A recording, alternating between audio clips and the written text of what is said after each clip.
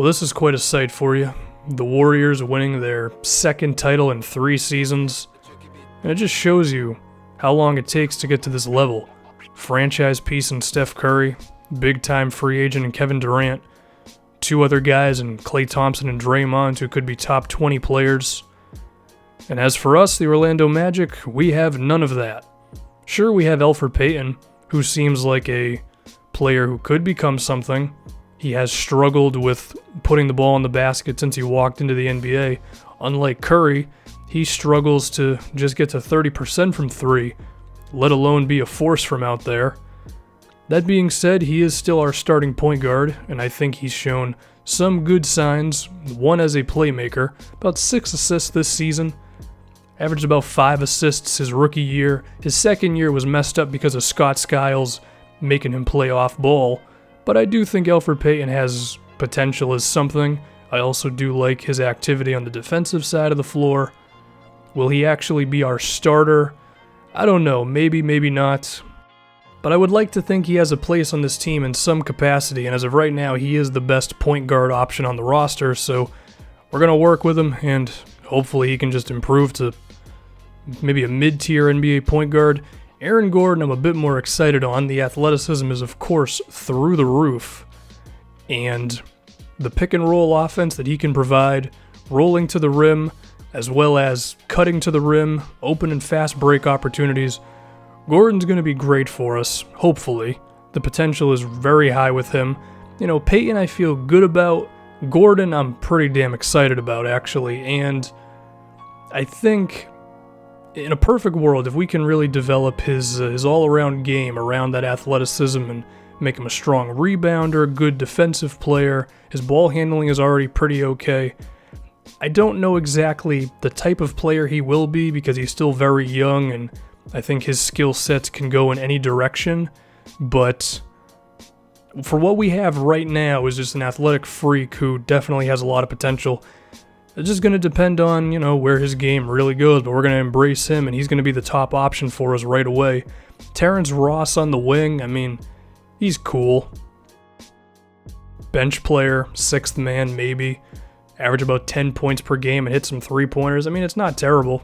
It's a pretty decent piece for a team. Evan Fournier is our best offensive option right now, which pretty much tells you the situation we're in. Yeah, he can hit an outside shot, he can create a bit for himself, and, 17 points on decent efficiency, but if that's your top offensive guy, then, we got a ways to go. Now, Nikola Vucevic is interesting. I have no idea if he's actually our starting center because he is a good low post scorer, no doubt about it, but he's slow.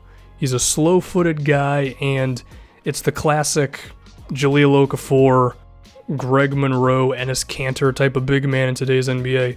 One thing about Vucevic, though, is he can hit from mid-range, and he's also stretched it out to the three-point line a bit, so I think he has a lot of offensive capabilities. But that defense is pretty rough, and I don't know if he can be a real defender in the pick and roll and those sorts of things that you need to be able to do in today's NBA. So he might end up being our 6th man, which I've said like 4 times already for different players. I would like to think that Biyombo can be our starting 5 because of his defense and athleticism, but last season he was pretty weak for the Magic defensively. His defensive rating was around 108 after being way better on the Toronto Raptors. So if he's not going to be the defensive player, then he really doesn't have a place on this team because it's not like he's here for his offense. Besides that, other young guy, Mario Hezonja, 2 years into this thing, he's really not shown much of anything in the NBA. We're going to give him the opportunity, but I'm not exactly ecstatic for where he could go. So the product on the floor right now, it's not great. There's no doubt about that. I do think just an Elfrid Payton, Aaron Gordon pick and roll with shooters around it has some value because Payton, like I said, the playmaking has been decent in the NBA, and I think with more of a game plan centered around that, you could see that jump up, and we have to get Aaron Gordon going because he is the one guy who I think could become a legitimate star for us. Besides that, we could have some times when Evan Fournier is creating for himself and potentially for other guys, but he'll be shooting most of the time. Speaking of shooting, we got to get in the gym. Aaron Gordon is not a good shooter from mid-range or from three, even if he's been a willing shooter. Just simply has to get better. Being a power forward in today's NBA, if you can't shoot, you might be better off playing the undersized 5 position.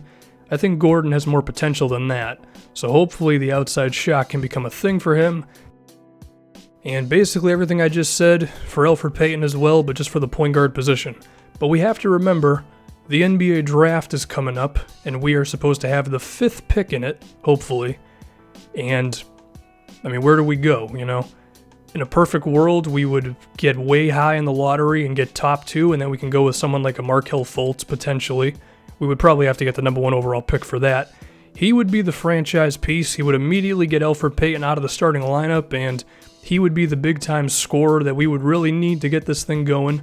Lonzo Ball has more of an emphasis on playmaking, but he seems like he can be a very good scorer as well, and 10-plus assists when he's really in his prime. But I think more realistically, we're going to be asking ourselves if we should draft someone like De'Aaron Fox, who, similar to Payton, is an athlete and a playmaker, but he's got to work on his shooting. But, I mean, if he's just simply better than Payton, then maybe we would go in that direction.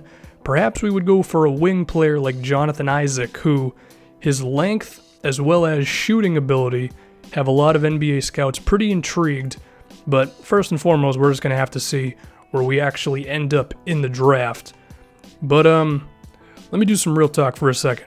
Yes, the MyGM is back. That is what you're watching currently. What happened to the Kings series? I simply got tired of MyGM because playing full games of 2K and then having to edit them down for every single video, I got burnt out. It made MyGM not fun anymore. So for this, I'm not going to be playing 2K all the time. That does not mean I'll never play it. You'll see second halves, fourth quarters, things like that. But I want to place more of an emphasis on like simulating and looking at numbers and things. But don't worry, I'll give you an example better than I can show it to you. It'd be something like this. We simulate, a stretch of 3 or 4 games. I'm just using one game for the example. We look at Terrence Ross had 20 points. And then what we would do is I would go on a second save file, and you would see Terrence Ross putting up those 20 points like this. And I think I really like this idea because I feel like in the past what would happen is we would like trade for a guy, and he would be playing really well like in the simulation and all that, but then I'll play a couple of games with him and he'll suck, and then I'll be like, oh, we should trade this guy, when it's like, no, he's actually doing well. And I think this also has more potential for like simulating stretches, so we can start to see trends like, we're getting killed by shooting guards. Maybe we need to make some defensive adjustments, or maybe our current shooting guards aren't getting it done. Things like that. Trust me when I tell you, you're not going to be staring at menu screens the entire time with this mode, just because I'm not playing 2K in every video. I've never been about just simulating and looking at menu screens, and I mean, the same thing is not going to happen here. If you've watched any of my other MyGM series, I think you've built up an expectation for what to expect from me, and I think you're still going to be fine. And now to continue this thing, it's the draft lottery, man. We have the 5th pick. We really would love to get higher than that, but number 5 is still pretty damn good. And actually, Miami has already jumped up. They could mess us up now.